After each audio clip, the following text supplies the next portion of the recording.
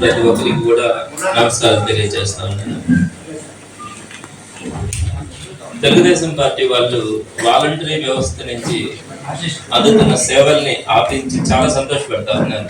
అంటే వారు మొదటి నుంచి కూడా ఈ వాలంటరీ వ్యవస్థ ఉండకూడదు, మరలా ఆ స్థానంలో వారు ఏదైతే గతంలో జన్మభూమి కమిటీలు ప్రవేశపెట్టారో ఆ జన్మభూమి కమిటీలను మరలా తీసుకురావాలన్న ఆలోచన మొదటి నుంచి కూడా వాళ్ళు చేస్తూ అందులో భాగంగా ఈ రోజు కోర్టుకు వెళ్ళి ఈ వాలంటరీ వ్యవస్థ ద్వారా ప్రజలు పొందుతున్నటువంటి సేవలని ఆపించడం చాలా దుర్మార్గమైనటువంటి విషయం.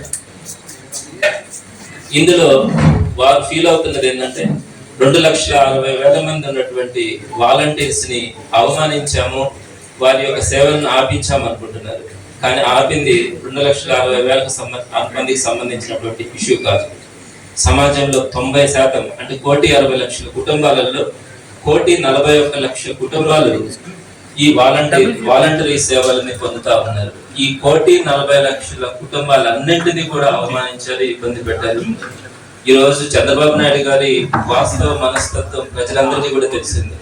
సామాన్యుల పాలిట ఆయన ఎంత కర్కశంగా ఉంటారు, కనీసం కనికరం కూడా ఉండదు అనే అభిప్రాయం ఆయనకున్నటువంటి అభిప్రాయాన్ని ఈ రోజు ప్రజలందరూ కూడా మరొకసారి తెలుసుకోగలిగినారని మీ ద్వారా నేను తెలియజేస్తా ఉన్నాను. ఇకపోతే నేను ఇటీవల నారాయణ గారి మీద ఒక ప్రెస్ మీట్ పెట్టి ఆయన ఏదైతే అభివృద్ధి చేశాను అనే అబద్ధం మోసపు మాటలు చెప్తున్నారో దాన్ని మీరు చేసినటువంటి అబద్ధపు ప్రచారాలు ఏవైతే ఉన్నాయో అంకెలతో సహా మీకు నేను వాస్తవాలు తెలియజేస్తే మీరు నోటికి వచ్చినట్టు తిట్టిస్తున్నారంటే మీ సంస్కారం, మీ సంస్కృతి అర్థమవుతుంది ప్రజలందరికీ కూడా. మీ ఒరిజినాలిటీ ఈ రోజు నెల్లూరు ప్రజలు అర్థం చేసుకుంటున్నారు. మీలో లోపల ఉన్నటువంటి అపరిచితుడు ఎలా ఉంటాడు అన్నది ప్రజలందరూ కూడా చూస్తున్నారు. ఏంటి అంత అవసరం, అంత అహంకారం ఏంటి? ఏం మాట్లాడాను?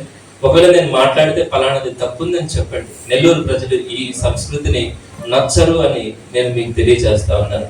ఇకపోతే నేను ఆ రోజు ఏదైతే కొన్ని పాయింట్స్ చెప్పినానో సుమారుగా నేను 15 పాయింట్స్ ని మీ దృష్టికి తీసుకురావడం జరిగింది. ఆ 15 పాయింట్స్ కి నేను కట్టుబడి ఉన్నాను.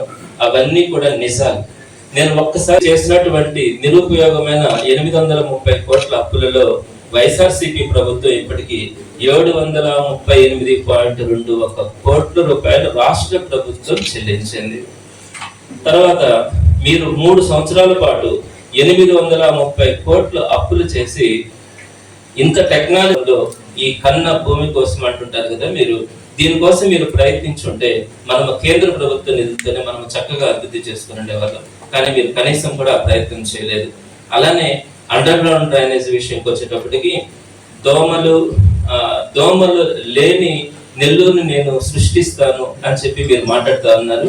దీనికి సంబంధించినటువంటి ఒక చిన్న వీడియోని నేను మీకు ప్రజెంట్ చేస్తాను.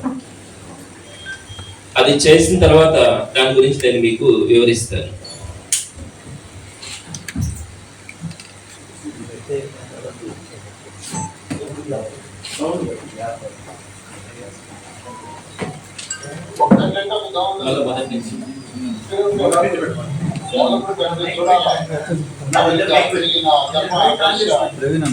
సింగపూర్, మలేషియా,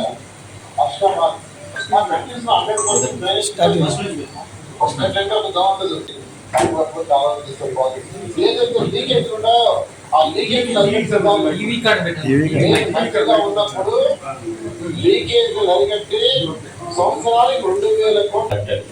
13 డివిజన్స్ లో అండర్ గ్రౌండ్ డ్రైనేజ్ ఉంది. దోమలు లేకుండా మనము పరిసరాలను మరింత పరిశుభ్రంగా ఉంచుకొని శానిటైజేషన్ చక్కగా చేసుకోవడానికి ఇంకాస్త ఇంప్రూవ్ చేయాలి. దోమలు లేని నెల్లూరుని సృష్టిస్తారంటున్నాడు. ఎంత అబద్ధపు మాటలు అంటే, దోమల్ని కంట్రోల్ చేసినటువంటి పనులు ఏదైతే సర్వేపల్లి కెనాల్ రివిట్మెంట్ కానీ, ఆ పక్కనే ఫ్లైఓవర్ కానీ, అటుపక్క జాపసార్ కెనాల్ రివిట్మెంట్ కానీ, సిద్దిగుంట రోడ్డు కానీ, మైపాడు రోడ్డు కానీ, అటుపక్క పోతే వెంకటేశ్వరపురం దగ్గర అక్కడ రివిట్మెంట్ కానీ, అదేవిధంగా మనం కంప్లీట్ చేసుకున్నటువంటి నెల్లూరు బ్యారేజీ కానీ, అలానే అర్బన్ హెల్త్ క్లినిక్స్ కానీ, గోషా హాస్పిటల్ కూడా. మీకు గాని ఈ వీడియో నచ్చితే లైక్ చేయండి, షేర్ చేయండి, సబ్స్క్రైబ్ చేయండి. మరిన్ని వీడియోల కోసం గంట సింబల్ని ట్యాప్ చేయండి.